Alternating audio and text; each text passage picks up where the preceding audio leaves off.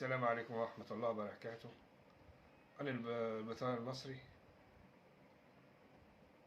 أنا عايز أقول كلمتين اتنين بس، يا ريت تحطوا لي اشتراك على القناة و... اسمعوني يعني اللي اتقال. إيه اللي بيحصل النهاردة على النت؟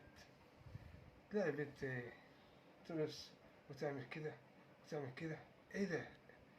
كان الشاشة التلفزيوني المصري كان الأول أما كنا نسمع إيه؟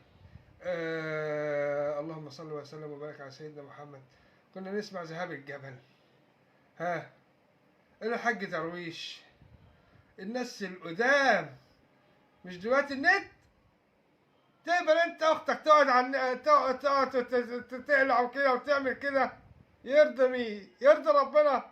ده دول هيخشوا نار جهنم، هيخشوا نار جهنم. جرايه يا جدعان، احنا ايه؟ خلاص الأوضة كانت عيالها نقعد كل شوية. الشباب النهارده زي الطين. الأول كان أهالينا كان يبصوا لنا البصة كده، أعرف البصة دي عاوزة إيه، يخلونا نشخ على نفسنا.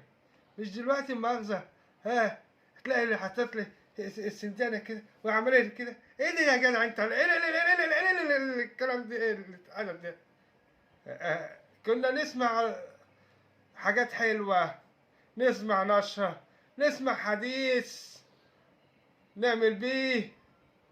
مش بقولك اقرأ كتابك يوم عليك حسيب؟ ايه يا عم؟ جرايه في الدنيا. تلاقي اللي لابساني مش عارف ايه، تعالى اعمل لك اللي، تعالى بالليل وتعمل ايه ده؟ لا كده مش هينفع يا عم. مسخرة، مسخرة وقلة أدب. ايه اللي جرى ده؟ ده مسخرة. ايوه. امال نقعد نتفرج، نسمع قرآن، نسمع حاجة حلوة، نسمع الشيخ الشعراوي، نسمع الشيخ عبد الحميد كشكة عليه رحمة الله،